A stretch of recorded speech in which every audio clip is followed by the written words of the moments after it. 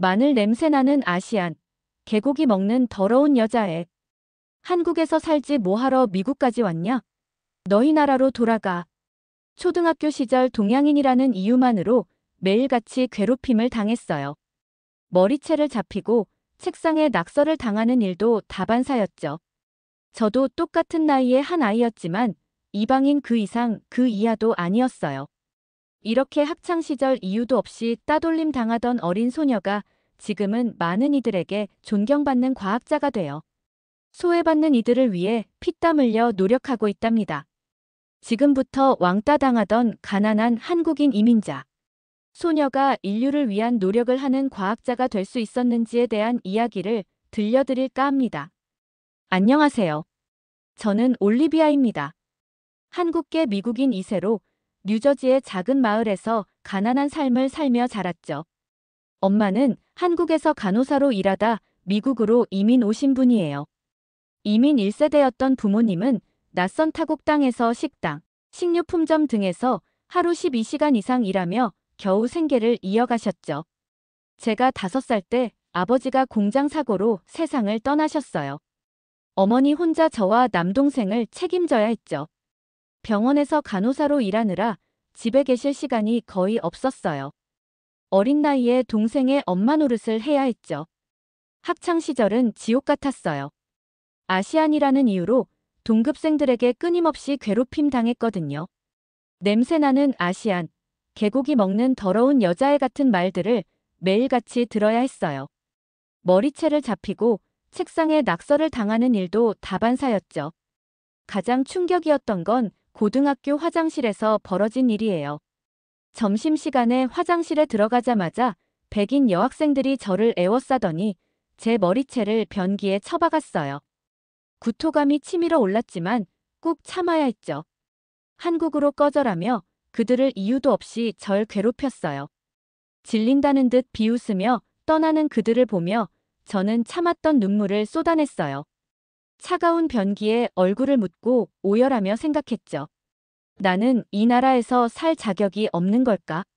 내가 뭘 잘못했지? 그때 제 등 뒤에서 올리비아, 괜찮아?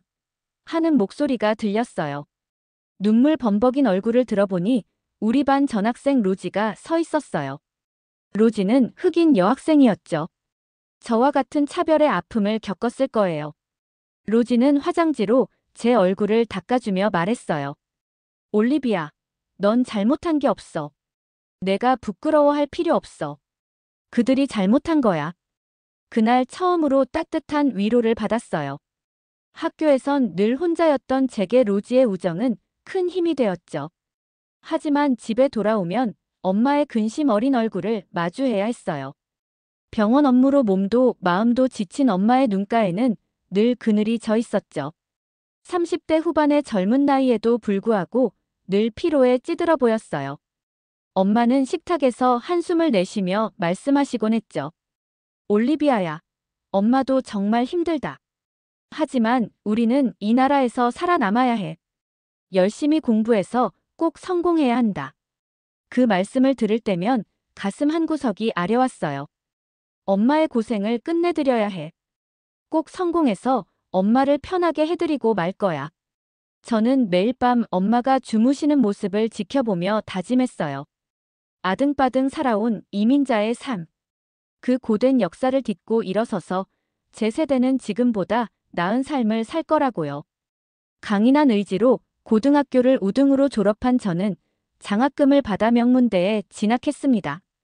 생물학과 의학에 관심이 많았던 저는 미생물 연구실에서 하루 종일 실험에 매달렸어요. 인종차별로 아파하는 사람들, 엄마처럼 힘겨운 삶을 사는 사람들을 돕고 싶었거든요. 시간이 흘러 박사학위를 받고 연구소에 취직했지만 유색인종이라는 이유로 업신여김당하고 중요한 프로젝트에서 제외되는 일이 잦았죠. 넌 랩 청소나 하는 게 어울려. 아시안 여자애가 뭘 할 수 있겠어? 얼마나 모멸감이 들었는지 모릅니다. 분노에 떨며 밤새 연구에 매달렸어요. 언젠가는 꼭 나의 실력으로 인정받고 말 거라는 확신이 있었으니까요. 그러던 어느 날 엄마에게 뜻밖의 전화를 받았어요. 뇌졸중으로 쓰러지셨다는 거예요. 당장 엄마에게 달려갔어요. 중환자실에 누워 계신 엄마의 모습을 보는 순간 눈앞이 캄캄했어요. 수척해진 엄마의 손을 꼭 잡으며 눈물을 흘렸어요. 엄마, 일어나세요. 제가 꼭 엄마를 자랑스러워할 일을 해낼게요. 엄마가 어느 정도 회복되었을 때 저는 다시 연구소로 돌아왔죠. 하지만 일이 제대로 손에 잡히지 않았어요. 그렇게 얼마간의 시간이 흘렀을 때 대학원 동기였던 에밀리가 절 찾아왔어요. 자신이 새로운 프로젝트를 진행하려고 하는데 같이 하지 않겠냐는 거였어요. 세상에 도움이 되는 백신을 개발하는 회사였는데 성실하고 책임감 있게 공부하던 제가 생각나서 찾아왔다고 했어요. 그 말을 들은 저는 너무 기뻤어요. 안 그래도 제대로 인정받지 못하는 이곳에서 벗어나고 싶었는데 그 기회가 찾아온 것이었어요. 그렇게 저는 연구소로 돌아와 사표를 던졌어요. 제가 하고픈 일을 맘껏 할 수 있는 곳, 세상을 바꿀 수 있는 연구를 할 수 있는 곳으로 떠나기로 한 것이죠. 제가 사표를 쓴다고 했을 때 친구들은 제가 미쳤다며 말렸어요. 의료계는 백인 남성들이 지배하는 세상이라고요. 아시안 여성인 내가 살아남기 힘들 거라고 했죠. 하지만 저는 이미 마음을 단단히 먹은 상태였어요. 그렇게 에밀리와 함께 작은 연구소를 차렸어요. 연구소 개소식 날, 멋진 정장 대신 어머니가 사주신 한복을 입고 단상에 섰어요. 손님들 앞에서 떨리는 목소리로 제 꿈을 말했죠. 저는 질병과 싸워 고통받는 사람들을 돕고 싶습니다. 특히 의료 혜택을 받기 어려운 소외계층과 이민자들 말이에요. 그들에게 희망을 주는 게 제 목표입니다. 그렇게 저희는 백실 개발에 박차를 가하기 시작했어요. 둘이 힘을 합쳐 밤낮으로 연구에 매달렸죠. 하지만 처음에는 모든 게 낯설고 두려웠지만 제 연구가 세상을 조금이라도 더 나은 곳으로 만들 수 있다는 희망이 있었기에 포기할 수 없었죠. 화장실 청소부터 실험기구 세척까지 굳은 일도 마다하지 않았죠. 보조금을 따내기 위해 수십 번의 프레젠테이션도 했고요. 번번이 거절당하고 좌절했지만 서로 의지하며 다시 일어섰어요. 저희의 첫 프로젝트는 아주 저렴하면서 효과적인 콜레라 백신을 만드는 것이었어요. 아프리카에서는 오염된 음식이나 물로 인해 발생하는 콜레라균으로 어른 할 것 없이 해마다 14만 명이 넘는 사망자가 발생하고 있었어요. 콜레라는 순식간에 사망에 이를 수 있기 때문에 초기에 백신을 통한 치료가 필요한데 보급량이 매우 부족한 상황이었어요. 에밀리와 저는 즉시 콜레라 백신 개발에 뛰어들었어요. 사실 대부분의 기업들은 큰 돈이 되는 신약 개발에 많은 투자를 하지. 저소득 국가에 필요한 백신 같은 것에는 큰 관심이 없는 게 사실이에요. 하지만 저희는 사명감을 가지고 백신 개발에 몰두했어요. 수없이 실패를 거듭하던 어느 날 문득 어린 시절 엄마와 함께 고국을 방문했던 기억이 떠올랐어요. 올리비아야, 우리 몸은 하나님이 주신 소중한 선물이란다. 건강할 때 감사하고 아플 때는 겸허한 마음으로 치유를 기도해야 해. 차가운 현미경 너머로 콜레라 바이러스를 응시하며 그 말씀을 되뇌었죠. 바이러스도 살아있는 생명체라는 걸 깨달은 순간 퍼즐 조각이 맞춰지듯 백신의 실마리를 찾을 수 있었어요. 밤새 에밀리와 함께 백신 개발에 매달렸고 마침내 성공했습니다. 하지만 이제 시작이었어요. 백신은 개발했지만 대량 생산할 장비가 부족했어요. 저희는 이 소식을 SNS를 통해 알리기 시작했어요. 그러자 기적처럼 저희를 도와주겠다는 연락이 여기저기서 오기 시작했어요. 그 중에서도 한 한국계 사업가분이 본인도 이민자 출신의 부모님 밑에서 힘들게 살았었다며 연락이 오셨어요. 지금은 큰 돈을 벌었는데 저희의 비전이 너무 마음에 드신다며 큰 금액을 기부해 주기로 하셨어요. 저희에겐 정말 구세주 같은 분이었어요. 그렇게 저희는 투자자와 대량 생산이 가능한 공장을 대여해 주겠다는 제약회사의 도움을 받을 수 있었어요. 그렇게 백신을 생산해내기 시작했고 아프리카로 보낼 백신들이 하나둘씩 준비되기 시작했어요. 그렇게 저희가 준비한 콜레라 백신은 아프리카로 긴급 수송되었고 현지에서 수많은 기적을 일으키기 시작했어요. 콜레라로 죽어가던 아이들이 백신을 통해 건강하게 일어섰어요. 뉴스와 신문마다 아시안 여성 과학자의 기적이 머리 기사로 실렸죠. 너희들이야말로 진정한 과학자야. 편견의 시대를 넘어 진정한 인류애가 무엇인지를 깨닫게 해주었어라며 어머님이 말씀을 해주시는데 가슴이 뜨거워지는 걸 느낄 수 있었어요. 저희는 뜨거운 눈물 흘리며 따뜻한 응원의 말씀에 감사드렸어요. 저희를 통해 행복하게 뛰어노는 아이들의 모습을 보며 앞으로 더욱 다양한 백신을 개발해 내야겠다고 다짐했죠. 기적은 거기서 그치지 않았어요. 콜레라 백신 성공 후 저는 WHO에 초청되어 연설할 기회를 얻었어요. 한국에서 온 이민자와 여자라는 낙인과 인종차별의 편견 속에서도 저는 포기하지 않고 과학의 길을 걸었습니다. 지금 이 자리에 서기까지 수많은 실패와 좌절을 겪었지만 절대 주저앉지 않았죠. 저를 지탱할 수 있게 도와준 어머님이 있었기 때문이에요. 어머니는 항상 저에게 한국인으로서의 긍지를 잃지 말라고 가르치셨어요.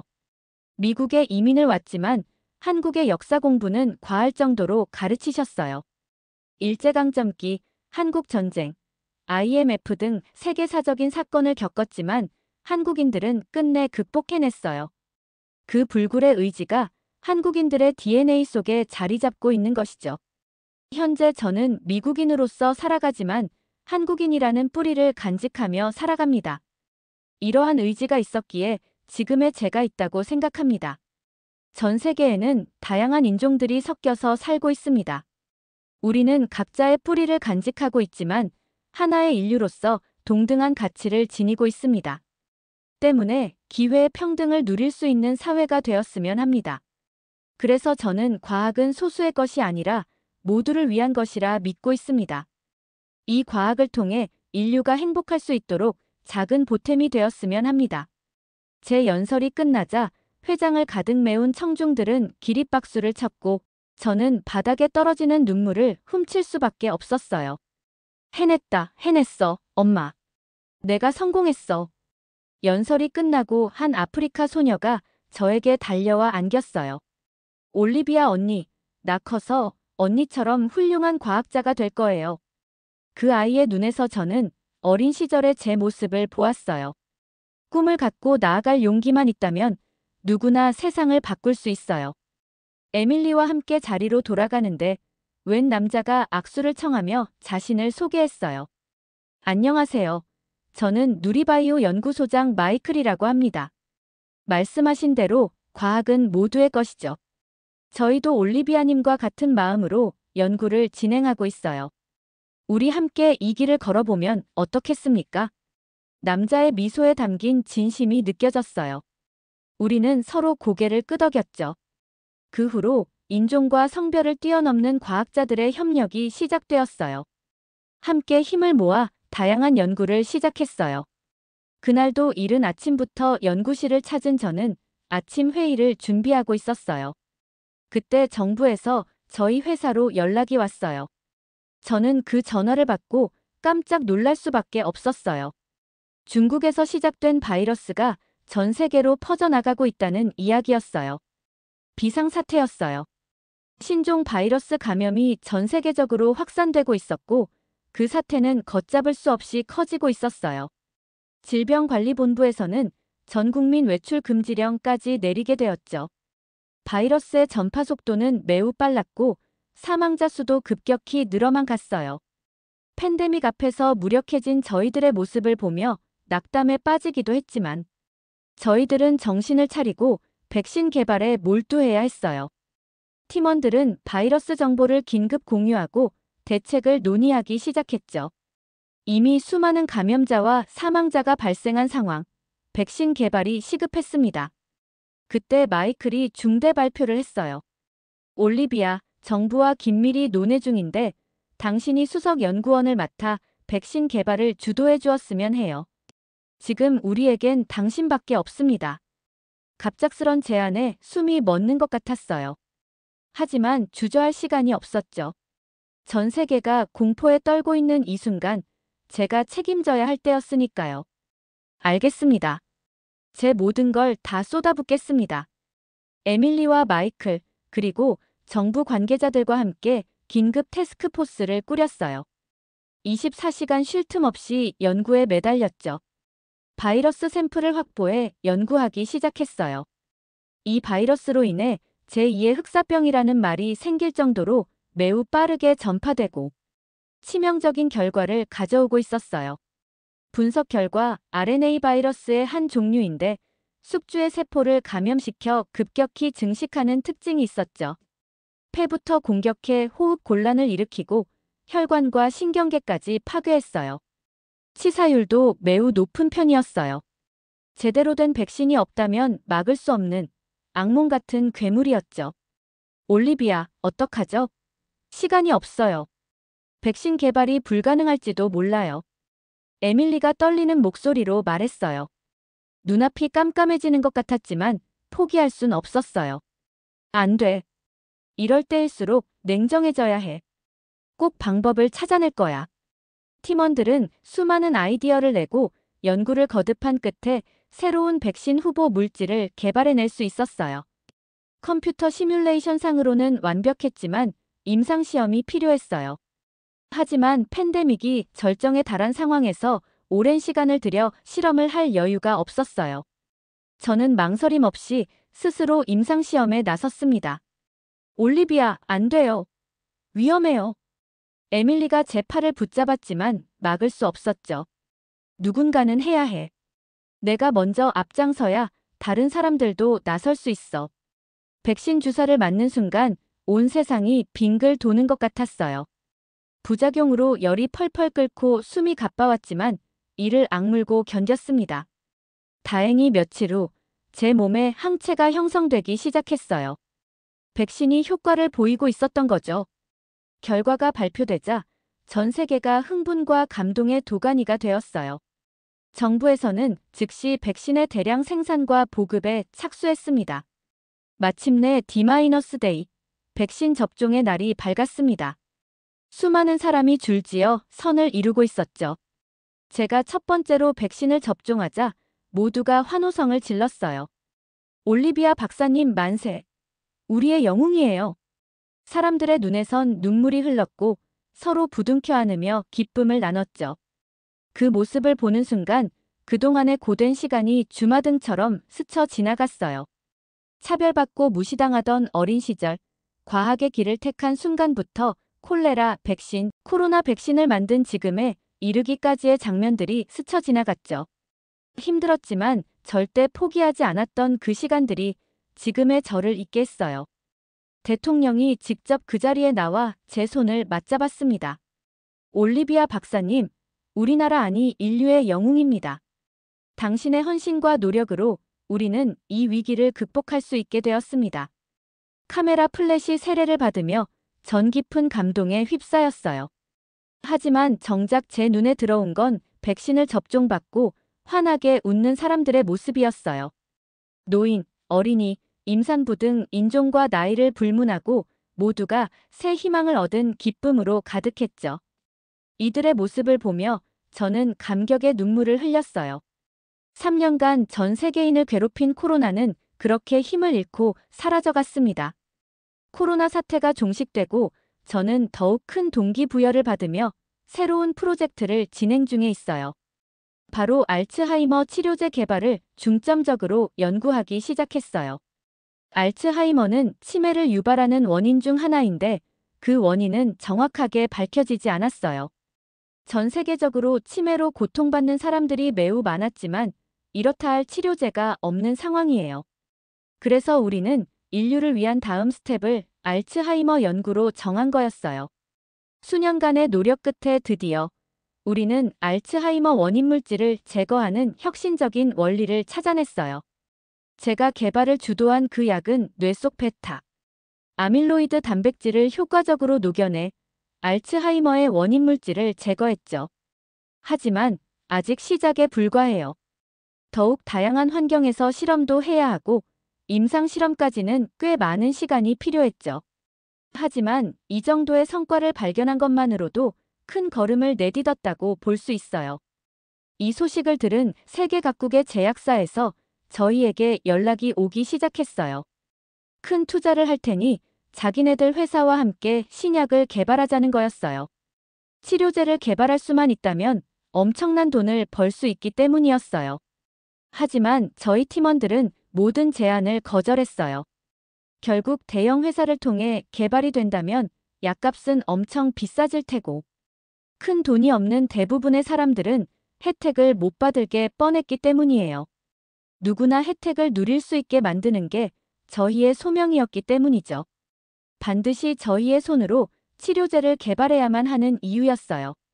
그렇게 저희는 원대한 꿈을 가지고 치료제 개발에 박차를 가하고 있습니다. 이민자의 딸이자 아시안 여성 과학자로서 차별의 벽을 넘어 마침내 세상을 바꾸는 역할을 하는 그날까지 저는 포기하지 않고 앞으로 나아갈 거예요. 제 추진력의 중심에는 힘든 상황 속에서도 저를 반듯하게 키워주신 엄마가 있어요. 악착같이 자식 뒷바라지를 하며 살아오신 전형적인 한국인의 모습이었죠. 이런 엄마가 없었다면 지금의 저는 없었을 거예요. 엄마는 항상 저에게 말씀하셨어요. 올리비아, 넌 해냈어. 정말 대단한 일을 해냈어. 엄마가 참 자랑스럽구나. 이민자의 딸로 태어나 고생만 할까봐 걱정했는데 기적을 만들어내고 있구나. 항상 한국인이라는 뿌리를 잊지 말고 자부심을 가지고 살아가렴. 어머니의 눈가에 맺힌 눈물방울이 빛났어요. 주름진 얼굴에 스며든 환한 미소를 보며 저는 어린 시절의 꿈을 떠올렸죠. 차별과 편견의 시선 속에서도 과학의 힘으로 세상을 바꾸리라 다짐했던 그때를요. 아직 이루어야 할 것들이 많기에 전 여기서 멈추지 않고 더욱 앞을 향해 달려갈 거예요. 더 많은 사람들에게 희망을 주는 게 제 꿈이기 때문이죠. 인종, 성별, 빈부를 뛰어넘어 모두가 건강한 삶을 누리는 날까지 연구소의 동료들, 제자들과 함께 끊임없이 도전하고 노력할 거예요. 그것이 바로 제가 과학자로서, 한국인으로서, 그리고 엄마의 딸로서 가진 사명이에요. 저 올리비아의 도전은 앞으로도 계속될 것입니다. 저의 연구가 누군가에겐 생명을 구하는 희망이 될 테니까요. 네, 재미있게 보셨나요? 오늘의 사연은 여기까지입니다. 힘든 시절 외국으로 이민을 가서 힘들게 살아온 한국인 분들이 많습니다. 많은 차별도 받고 어렵게 생활했지만 한국인 특유의 근성과 성실함으로 지금은 지역사회에서도 많은 인정을 받고 있습니다. 그들은 뿌리가 한국인임을 잊지 않고 살아간다고 하죠. 사는 곳은 달라도 한국인이라는 자부심을 가지고 살아가길 바랍니다. 시청해주셔서 감사합니다. 구독, 좋아요 부탁드리며 더욱 좋은 사연으로 찾아뵙겠습니다. 지금까지 이야기 보따리였습니다.